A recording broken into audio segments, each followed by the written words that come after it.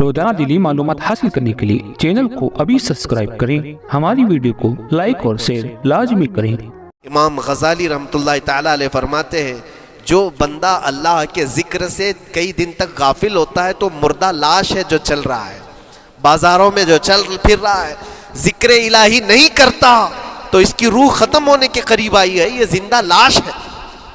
یہاں زمانے ہو گئے، مہینوں بیت گئے، برسوں ہو جاتے ہیں، کتنے دن ایسے ہیں آپ نے اللہ کے ذکر کے لیے الگ سے وقت نکالا ہو؟ کہاں ہے وقت؟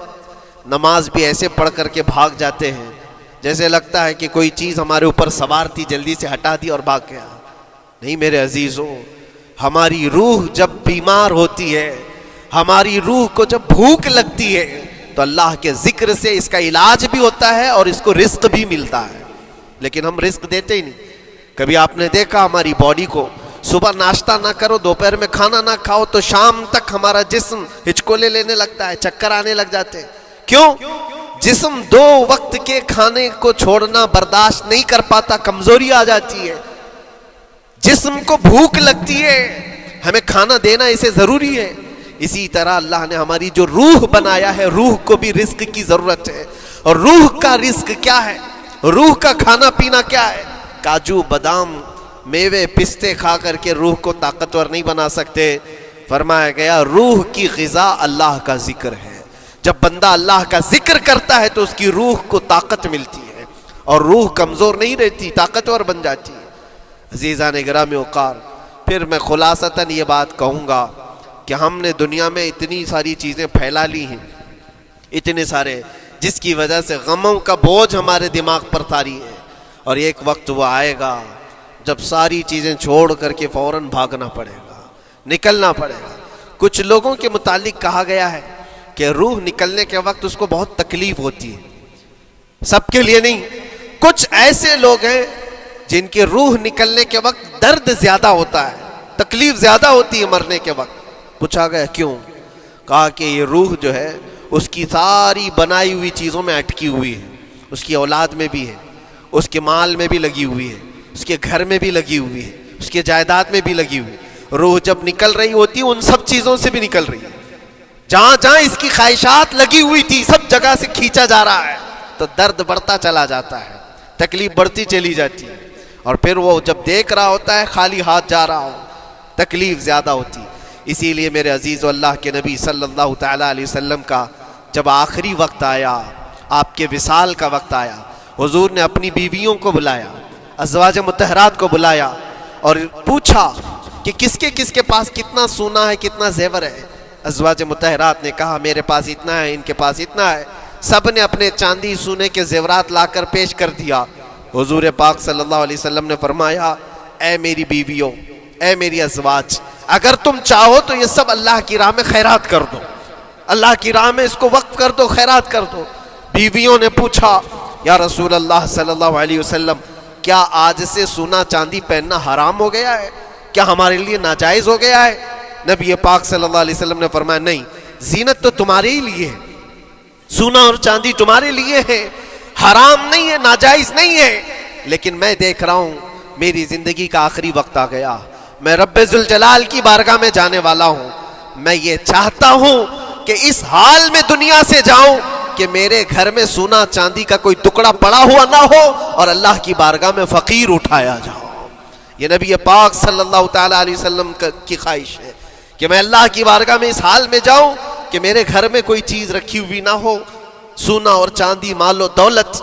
کیونکہ میرے عزیزوں اسی سے اندازہ کرو انسان اپنی خواہشات میں اتنا گھر جاتا ہے کہ اس سے نکلنا اس کے لیے مشکل ہوتا ہے، اور روح نکلنے کے وقت یہی تو تکلیف ہوتی ہے کہ کہاں کہاں کیا کیا بنایا تھا، کتنا جمع کیا تھا، حساب کرتے کرتے اس کی روح نکل جاتی ہے۔ ہم نے دیکھا ہے، میں اپنا ایک تجربہ بتاتا ہوں۔ عمرہ سے ہم واپس آ رہے تھے، 40 لوگوں کا قافلہ تھا، ایئرپورٹ پر پہنچے، بہت تاخیر ہو چکی تھی اور فلائٹ کا وقت بہت کم رہ گیا تھا، اور حاجی لوگ ماشاءاللہ جاتے ہیں تو خوب بھر بھر کر کے سامان بھی لیتے ہیں، کیا کیا سامان تھے سب کے پاس، اور ہمارا بار بار جانا آنا ہوتا ہے، میں کبھی کوئی زیادہ چیزیں رکھتا نہیں۔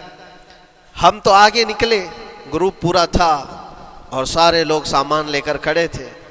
وقت گزرتا گیا، فلائٹ جہاں چیک ان ہو رہا تھا سامان، انہوں نے کہا کہ 25 کلو سے زیادہ کا الاؤڈ نہیں ہے، اور یہاں 40 کلو لے کر بیٹھے ہوئے تھے۔ میرا تو تھوڑا سا لے لے، تیرا تو تھوڑا سا لے لے، ایک دوسرے کو پیش کر رہے ہیں۔ 3-4 لوگوں نے تو مجھے پکڑایا کہ آپ کے پاس سامان کم ہے مفتی صاحب، آپ تھوڑا سا ہمارا لے لو۔ جس کا لے سکتے تھے لے لیا۔ پھر اس کے بعد 1 گھنٹے سے کم ٹائم بچا تھا، انہوں نے کاؤنٹر کلوز کر دیا۔ میں نے دیکھا 20 سے 25 حاجی ایسے ہیں جن کا سامان بکھرا ہوا ہے، اور کیا لے جا سکتے ہیں ہاتھ میں، وہ بھی 7 کلو 8 کلو اتنا ہی تھا۔ ان کی خواہشات میں دیکھ رہا تھا، کوئی مسلح اٹھاتا ہے، کوئی کھجور اٹھاتا ہے، کوئی کہتا ہے نہیں میرے بچوں کے لیے کھلونے لیا تھا اس کو لے لیتا ہوں۔ وہ لے لو تو مسلح چھوڑنا پڑتا ہے، یہ لے لو تو کھجور چھوڑنا پڑ جاتا ہے۔ کسی نہ کسی طرح سے وہ لوگ آخری وقت 2-4 چیزیں لے کر کے نکل رہے تھے، اور بکھرا ہوا پورا سامان ایئرپورٹ پر ایسے ہی موجود تھا۔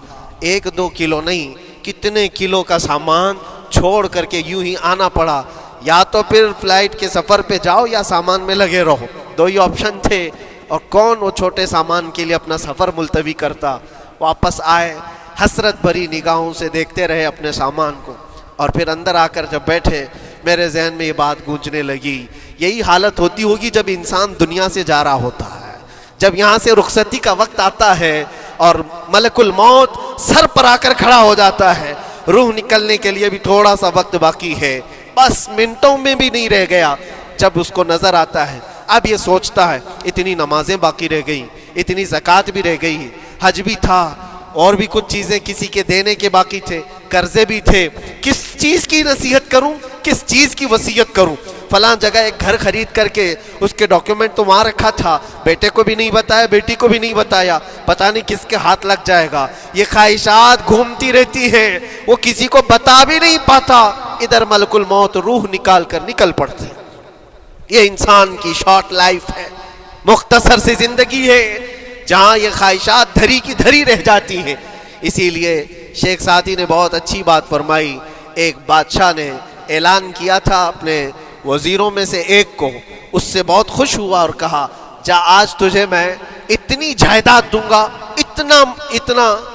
اتنی زمین، اتنی پراپرٹی دوں گا، جتنا تو اپنے ہاتھ میں ایک لکڑی لے کر گھیر دے گا، جتنی زمین تو گھیرے گا اتنی تیرے نام لکھ دوں گا، لیکن اس کے لیے ایک شرط ہے، صبح یہ لکڑی لے کر تو راؤنڈ مارنا اور اتنا گول سرکل بنانا سورج ڈوبنے سے پہلے تک، جتنی زمین گھیر لے گا وہ پوری تیرے نام پر۔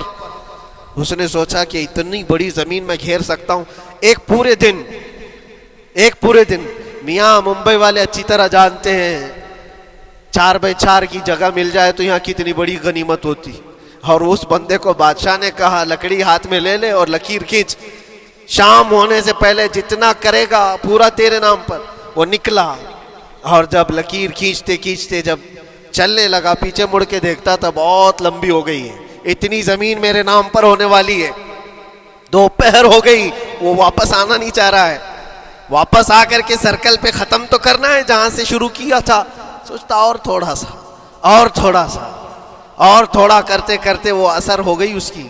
اب اس کو لگا کہ واپس پلٹنا چاہیے، کئی کلومیٹر ہو گئے تھے، اتنے کلومیٹر کی زمین اب وہ اپنے نام پر کروانے والا تھا، لیکن جب واپس پلٹنے کا وقت آیا سانس پھولنے لگ گئی، کیونکہ صبح سے چل رہا ہے، کھایا بھی نہیں ہے، پیا بھی نہیں ہے، جس چیز کو جمع کرنے کے لیے دوڑتا رہا۔ اب سورج پیلا پڑ گیا، ڈوبنا کے وقت قریب آنے لگا تو اب بھاگنا شروع کیا۔ بادشاہ اور اس کے وزیر انتظار کر رہے تھے کہ یہ لوٹے گا بھی۔ اب دیکھا بڑی دور سے یہ دوڑتا آ رہا ہے، اپنی لکڑی کو لکیر زمین پر کھینچتے ہوئے کہ جلد سے جلد اپنے اس پوائنٹ پر پہنچ جاؤں جہاں سے شروع کیا تھا۔ سانس پھولنے لگ گئی، دوڑتے ہانپنے لگ گیا، سورج ڈوبنے کے قریب آ گیا، آخری کرنیں باقی تھی اور اس کا پوائنٹ بھی قریب آ گیا تھا۔ دوڑتے کسی طرح سورج غروب ہونے سے پہلے پہنچ گیا وہاں پر، لیکن کثرت سے بھاگنے کی وجہ سے ٹھوکر کھا کر کے گر گیا اور اپنے اس پوائنٹ پر لکڑی لا کر کے جمع کر دیا۔ بہت بڑا سرکل، بہت بڑی لکیر کھینچا تھا، لیکن ایسا گرا کہ دوبارہ اٹھ نہیں سکا۔ جب سپاہی اٹھانے کو آئے تو اس کی موت ہو چکی تھی، اس کی روح نکل چکی تھی۔ اتنا دوڑا تھا اس کی روح نکل گئی۔ بادشاہ نے کہا اس نے صبح سے لے کر شام تک اپنے نام جائیداد کرنے کے لیے اتنی دوڑ لگائی، بہت لمبی لکیر کھینچا، اتنی بڑی پراپرٹیز کے نام پر ہوتی، لیکن عقل مند دانشور تھا بادشاہ۔ اس نے کہا جہاں یہ گرا ہے وہیں اس کو دفن کرو، اور اس کے بعد اس کی قبر پر لکھا گیا تھا کہ اس کو ضرورت اتنے 2 گز زمین کی تھی، دوڑتا کتنا لمبا رہا، صبح سے شام تک اتنی لمبی لکیر کھینچ لیا، لیکن سونے کے لیے اس کو جو جگہ چاہیے تھی وہ بس اتنی ہی سی تھی، وہ 6 فٹ کی جگہ۔ عزیزان گرامی، یہ ایک زندگی کے کسی کا حادثہ ہو سکتا ہے۔